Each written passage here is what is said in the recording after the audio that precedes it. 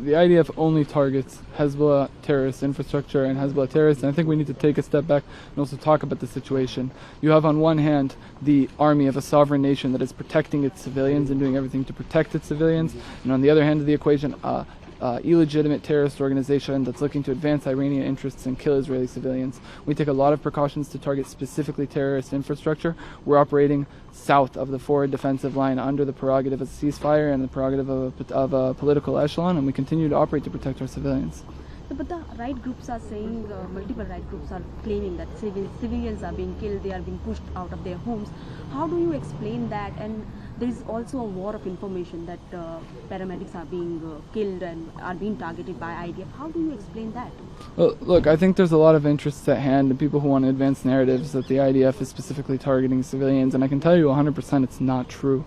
Now, to say that in the guise of war that there aren't civilian lives lost, of course there are civilian lives lost. That's what happens when you have a terrorist organization entrenched in civilian areas. And I want to tell you something honestly. You know, I've sat in those rooms behind the scenes. The IDF sees every civilian life loss as a tragedy. We investigate civilian life loss. We take a lot of precautions to make sure that they're not lost. And with that being said, the level of narrative that is being put out in the media that says that the IDF is targeting civilians just doesn't match the reality. The majority of the lives lost in this war are Hezbollah terrorists that were intending to kill Israeli civilians. That's because of that precision, and the statistics show that.